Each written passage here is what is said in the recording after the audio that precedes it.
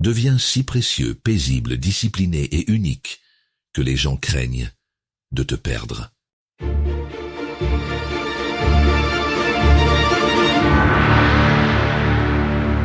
Dans un bureau illuminé par la lumière blafarde des néons, un employé s'échine sur une présentation.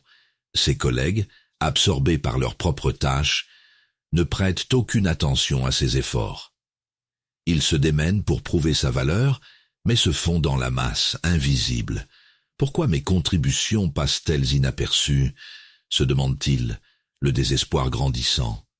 Finalement, il se résigne à travailler plus tard, espérant qu'on finira par le remarquer. À cet instant précis, il vient de perdre la bataille de l'influence. La vérité brutale, l'omniprésence mène à l'indifférence. Se rendre rare, cultiver le mystère et maîtriser ses émotions sont des clés essentielles pour se démarquer et influencer. Trop parler ou rechercher l'approbation ne fait qu'affaiblir ta position.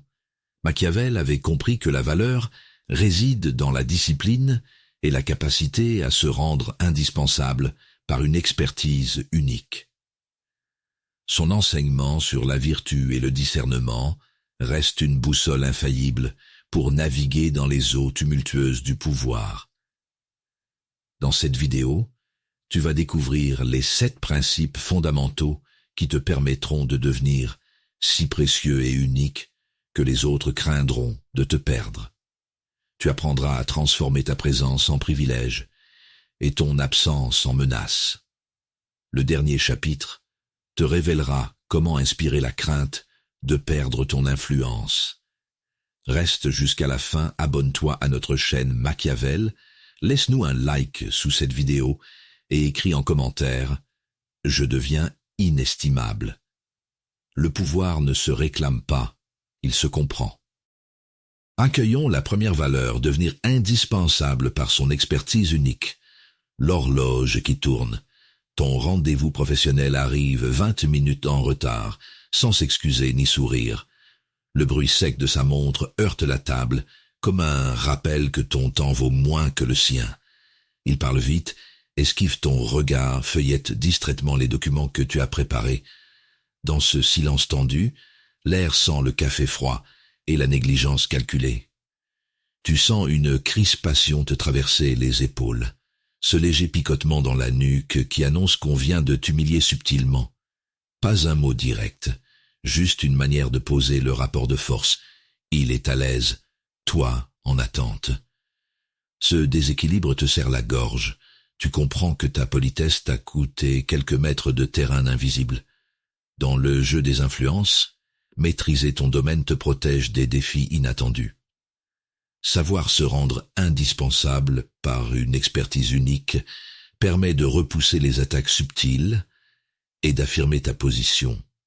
Ce n'est pas une question d'ego, mais de mécanique. Celui qui détient la compétence rare fixe les règles du jeu. Comme le rappelle Machiavel, pour qu'une secte, une république, ait une longue durée, il faut souvent la ramener à son principe. Ramener ton interlocuteur à ton principe, c'est lui rappeler calmement pourquoi il a besoin de toi. Le sourire détaché. Quelques jours plus tard, quelqu'un parle mal de toi en ton absence et le nie à ta face. Le mensonge flotte entre vous comme un parfum acide. Tu observes sans répondre. Cette fois, tu ne cherches plus à plaire ni à justifier. Tu notes simplement que celui qui ment tente d'effacer ta crédibilité parce qu'il ne peut rivaliser avec ta compétence. Qu'il s'agisse de retards ou de rumeurs, ceux qui te sous-estiment regrettent bientôt ton absence. Le pattern est toujours le même. Tester tes limites pour mesurer si tu tiens vraiment ta place. La tactique consiste alors à ne pas courir après la reconnaissance, mais à imposer par le résultat concret. Plus ton travail parle pour toi, moins on ose te manquer de respect. Pour renforcer ton importance, voici des pensées à garder à l'esprit. Mon expertise est ma meilleure défense. Je fais la différence ici. Ma valeur ne dépend pas d'eux. Je suis ici pour mes compétences. Ils regretteront de m'avoir sous-estimé. Voilà le terrain repris. Je suis irremplaçable par mon expertise. Étudions la deuxième valeur. Cultiver un calme inébranlable en toutes circonstances. Ignorer les manigances te permet de garder ton sang-froid et ton jugement. Cultiver un calme inébranlable consiste à laisser passer les provocations pour te concentrer sur l'essentiel. Ce calme n'est pas passif, c'est une tactique. Il crée un vide que l'autre ne sait pas combler, et dans ce vide, tu observes. Mon calme est ma force, le murmure qui s'interrompt. Ton voisin de bureau baisse la voix dès que tu t'approches de son poste. Tu perçois le léger clic de sa souris qu'il tente de masquer. L'air sent le café tiède, le néon bourdonne au-dessus de ton écran. Tu devines qu'il commente tes choix, qu'il teste ta réaction sans t'affronter directement.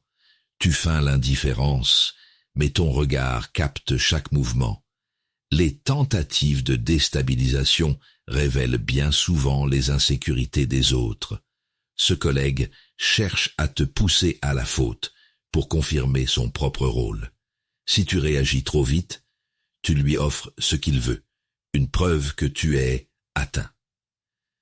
Machiavel le formule ainsi: il ne faut jamais laisser croître un mal pour éviter une guerre, car on ne l'évite pas, on la diffère seulement à son désavantage.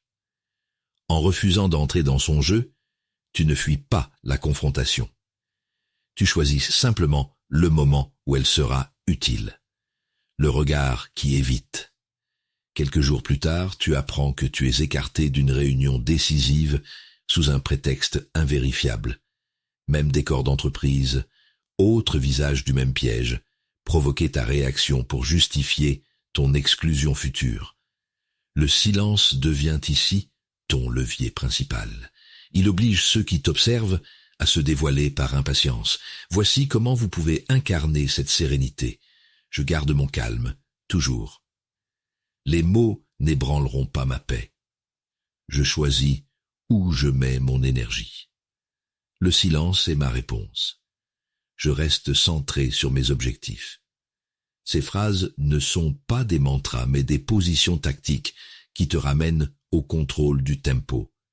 Le rapport de force a changé de main. Tu n'as rien dit, mais c'est ton silence qui a parlé pour toi. Mon calme est ma force. Passons à la troisième valeur, maintenir une discipline personnelle stricte. Le cliquetis d'une tasse sur la soucoupe résonne dans le silence du café. Ton mentor, celui qui t'a longtemps soutenu, parle de toi à un nouveau contact. Il te présente comme un élève brillant, pas comme un collaborateur accompli. Son sourire reste cordial, mais ses mots te rabaissent d'un cran dans l'échelle invisible du pouvoir. Tu sens la chaleur du café se refroidir entre tes doigts, signe discret d'une hiérarchie qui vient de se redessiner sans ton accord. Une crispation traverse ton ventre, fine et tenace. Ce n'est pas de la colère, c'est une perte de terrain imperceptible. Tu ressens ce moment où ton statut glisse, non parce que tu as mal agi, mais parce que tu n'as pas contrôlé ton image à travers la constance de tes gestes. Le malaise s'installe moins par ce qu'il dit que par ce que tu laisses passer sans réaction visible. Les changements de perception extérieure ne doivent pas influencer ton autodiscipline. Comme le rappelle Machiavel, la fortune se montre toujours l'ami des jeunes gens parce qu'ils sont moins circonspects et plus audacieux. La phrase éclaire la mécanique en jeu. Ceux qui osent maintenir leur cadre malgré les fluctuations gagnent la partie à long terme. Maintenir une discipline personnelle stricte garantit que ta valeur ne soit pas diminuée par l'opinion des autres. C'est ta manière silencieuse de reprendre la main sur ta propre représentation. Ma discipline est ma boussole. Le changement de ton du voisin est plus abrupt encore.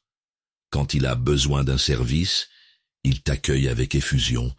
Quand tout roule pour lui, son regard t'effleure à peine dans l'escalier. La température sociale chute au rythme de son intérêt. Tu observes cette alternance sans broncher, conscient que répondre sur le même registre reviendrait à valider sa logique opportuniste.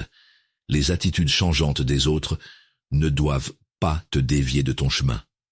Au lieu d'ajuster ton humeur à leur inconstance, reste centré sur ton rythme propre. Lever tôt, agir sobrement, parler peu, mais juste.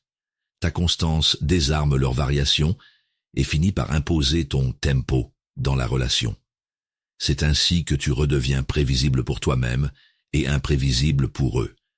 Le pivot tactique le plus stable qui soit. Des pensées pour renforcer ta discipline quotidienne. Je reste fidèle à ma discipline. Leur opinion ne m'affecte pas. Je suis maître de mon chemin.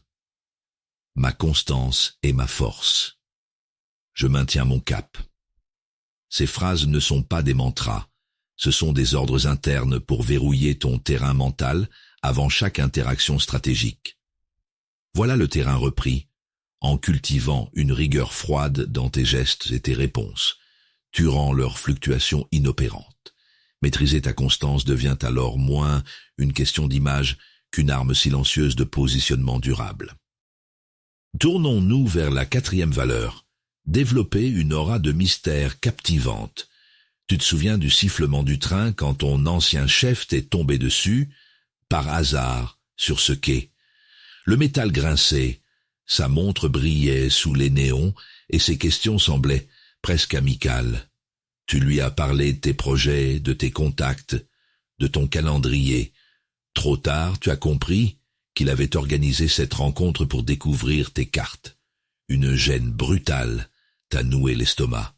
Tu pensais échanger quelques nouvelles, lui mener une collecte d'informations. Chaque précision offerte réduisait ta marge de manœuvre et lui permettait d'anticiper ton prochain mouvement. Quand tu es mystérieux, tu contrôles la perception que les autres ont de toi. Développer une aura de mystère captivante consiste à ne jamais révéler toutes tes cartes en même temps. Machiavel le formule ainsi. Un prince prudent ne peut ni ne doit tenir sa parole lorsque cela tourne contre lui et que les raisons qui l'ont fait promettre n'existent plus. Une parole mesurée protège ton positionnement quand le cadre réel diffère des apparences. Le souffle d'air conditionné traverse ensuite une salle de négociation où ton concurrent affirme respecter ta meilleure recrue. Il te promet qu'il ne cherchera jamais à la débaucher, puis organise discrètement son départ. Comme il connaissait tes besoins, tes délais et ta dépendance, il savait exactement quel levier actionner. Le même piège revient sous un autre visage. Tu as donné de la visibilité à quelqu'un qui préparait son attaque. La vraie puissance réside souvent dans ce que tu choisis de ne pas divulguer. Si tu exposes tes intentions, tes dépendances et ton timing, les autres peuvent calculer contre toi. Si tu fragmentes l'information, tu imposes une asymétrie qui les oblige à avancer prudemment. Donne seulement ce qui sert l'échange, reporte les questions intrusives et observe qui insiste. Je reste une énigme. Pour cultiver ton mystère, garde ses pensées. Je garde quelques secrets pour moi. Ils ne savent pas tout de moi. Mon mystère est ma force. Je suis une énigme volontaire. Je choisis ce que je révèle. Ces réponses rétablissent une règle simple. Personne n'obtient gratuitement les informations permettant de te neutraliser. Le rapport de force change dès que ton ancien chef ou ton concurrent doit agir sans connaître ton prochain mouvement.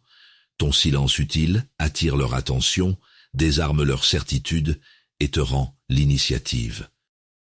Appliquons la 5e valeur, faire preuve de contrôle émotionnel en public. Le ronronnement du câble accompagne la montée lorsque cet étranger te fixe dans l'ascenseur sans te saluer, du hall au 7e. Les portes métalliques reflètent par son regard immobile tandis qu'il cherche le moindre signe d'inconfort. Tu soutiens sa présence sans défi et sans fuite. Mon visage est un masque. Une seule émotion monte, l'appréhension, avec cette tension sèche qui raidit ta nuque. Si tu détournes brusquement les yeux ou crispes la bouche, tu lui confirmes qu'il peut modifier ton comportement sans prononcer un mot. Tu viens alors de céder du terrain à un étranger qui ne possédait aucun levier réel. Maîtriser tes émotions te protège des manipulations et des provocations. Le contrôle émotionnel en public consiste à ne jamais laisser transparaître ce que tu ressens réellement, car chaque réaction visible devient une information exploitable. Machiavel le formule ainsi: jamais ou rarement, un État n'a reçu dès le principe une bonne constitution, ni n'a changé celle qui lui fut donnée, à moins qu'il ne fût réformé par un seul homme. Ton expression suit la même logique. Personne ne la gouvernera à ta place. Le regard insistant de ton ami commun te cherche pendant un dîner bruyant. Il rapporte tes propos à l'autre camp, puis revient avec une version déformée de la réponse pour attiser le conflit. Le tintement des vers couvre ses relances, mais ses yeux surveillent ton visage. Une irritation visible lui donnerait exactement la matière qu'il veut transporter. Les situations inconfortables testent ta capacité à rester maître de tes émotions. Au lieu de démentir dans l'urgence, garde une expression neutre et demande les mots exacts, la date et les témoins. Puis vérifie directement les faits auprès de la personne concernée, sans passer par l'intermédiaire. Tu neutralises ainsi son avantage. Il ne contrôle plus ton tempo ni la circulation de l'information. Pour garder ton calme en public, répète-toi ceci: je contrôle mes réactions. Ils ne verront pas mes émotions. Je garde un visage neutre. Mes sentiments restent privés. Je suis maître de mon expression. Quand ton visage cesse de livrer tes points sensibles, ceux qui veulent te déstabiliser frappent sans savoir où viser. Le rapport de force change de main. Tu conserves l'information, le tempo et l'initiative.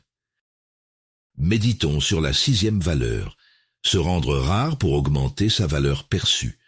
Le grincement du banc en bois coupe brièvement le bruit des pas dans le parc. Une connaissance perdue de vue depuis un an t'aborde avec chaleur, tandis qu'une odeur de terre humide monte des allées. Tu crois d'abord que ton absence a réveillé son intérêt.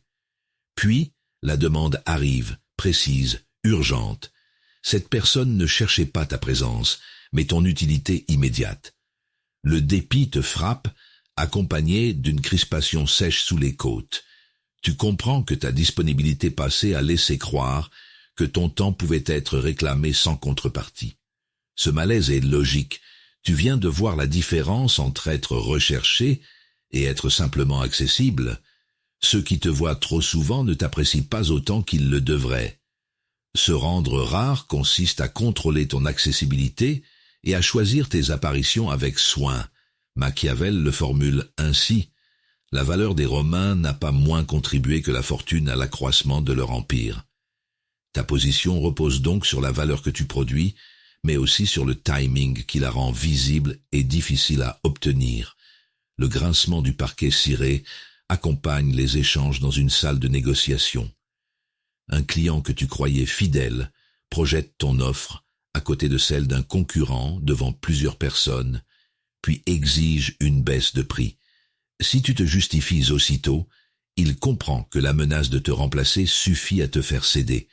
Réponds avec retenue, retire l'offre de la comparaison et fixe une date limite. Ton absence du marché doit devenir une perte crédible. L'absence rend le cœur plus admiratif et la rareté engendre le désir. Dans les deux scènes, le piège reste identique. Plus ton accès paraît illimité, plus l'autre suppose que tu manques d'alternatives. Au lieu de répondre immédiatement, impose un délai, limite tes créneaux et refuse les demandes sans échange équitable. Cette fermeture calculée crée une rareté concrète, inverse l'initiative et renforce ton pouvoir perçu. Pour renforcer ta valeur perçue, garde ces pensées à l'esprit. Ma rareté augmente ma valeur. Ils apprécieront mon absence. Je choisis mes apparitions. Je ne suis pas toujours disponible. Ma présence est précieuse. Ma rareté est mon atout. Dès que tu décides quand, pourquoi et pour qui tu apparais, ton temps cesse d'être une ressource gratuite et le rapport de force change de main. Explorons la dernière valeur, Inspirez la crainte de perdre votre présence. Les applaudissements pour l'autre claquent dans tout l'open space. Ton chef vient d'attribuer ton idée à un autre devant des dizaines de regards. Tu reconnais tes arguments, ton plan et même l'exemple précis que tu avais préparé. Sous le bourdonnement des néons, la personne félicitée remercie l'équipe avec assurance. Ton chef évite tes yeux, puis poursuit la réunion comme si ta contribution n'avait jamais existé. Il compte sur ton silence pour effacer la véritable origine de cette réussite. Une colère sèche te traverse, tandis que ta nuque se raidit. Si tu protestes immédiatement, ton chef peut te présenter comme susceptible. Si tu te tais sans agir, il valide ton effacement. Ce qui coince, c'est que ton travail produit déjà de la valeur, mais que personne ne redoute encore de perdre celui qui l'a créé. Les vrais influenceurs savent se rendre nécessaires au point que leur absence est inimaginable. Inspirer la crainte de perdre ta présence s'obtient en démontrant subtilement ton influence et ta valeur unique. Machiavel le formule ainsi: « Il y a si loin de la manière dont on vit à celle dont on devrait vivre, que celui qui quitte ce qui se fait pour ce qui se devrait faire apprend plutôt à se perdre qu'à se conserver. » Dans la réalité du pouvoir, ton mérite silencieux compte moins que les conséquences visibles de ton retrait. L'alliance cachée révèle le même piège sous un autre visage. Sur l'écran d'un téléphone oublié sur la table d'un restaurant, tu découvres que ton allié complote en secret avec ton rival. Les messages montrent qu'ils veulent récupérer tes contacts et ton influence, tout en gardant ton soutien assez longtemps pour sécuriser leur position. Ceux qui voient ta valeur craignent de la perdre, et cela te donne un puissant avantage. Le pattern est constant, il capte tes idées, tes relations ou ton travail, tant que ton remplacement paraît facile. Au lieu de réclamer de la reconnaissance, rend chaque apport traçable, conserve certains leviers et laisse une difficulté précise apparaître sans ton intervention. Quand ton absence impose un coût concret, le calcul change. Ils craignent de me perdre. Pour maintenir cette crainte bénéfique, voici tes répliques. Ils ont besoin de moi. Mon absence ferait trembler. Je suis une force indispensable. Ils regretteraient mon départ. Ma valeur est inestimable. Le rapport de force change de main dès que ton chef, ton allié ou ton rival comprend que t'écarter lui coûtera davantage que te respecter. Cette semaine, rends une contribution décisive, visible, mesurable et impossible à détourner sans conséquence. Au terme de ces 7 principes, une transformation s'impose. Vous ne cherchez plus à retenir les autres, vous développez une valeur qu'ils ne peuvent ignorer. Par le calme, la discipline et la maîtrise des passions, vous cessez de quémander l'attention pour devenir une présence précieuse, capable de partir sans bruit et de laisser derrière elle un vide impossible à combler. Votre nouvelle réalité repose sur la rareté. Vous ne vous livrez plus entièrement, vous ne réagissez plus impulsivement, et vous ne restez jamais là où l'on vous considère comme acquis. Machiavel écrivait « Il est beaucoup plus sûr d'être craint que d'être aimé. Non pas susciter la peur de votre violence, mais la peur de perdre votre présence. Votre retenue devient alors une arme stratégique et votre mystère protège ce que vous avez de plus inestimable. Si vous voulez rejoindre ceux qui forgent leur influence au lieu de mendier leur place, abonnez-vous à la chaîne Machiavel. Puis écrivez en commentaire le principe que vous allez appliquer dès aujourd'hui pour devenir indispensable sans devenir dépendant. Votre silence, votre contrôle émotionnel, votre absence ou votre capacité à vous retirer avec dignité. Ne forcez jamais les autres à reconnaître votre valeur. Devenez si rare que votre absence leur révèle ce que votre présence leur apportait.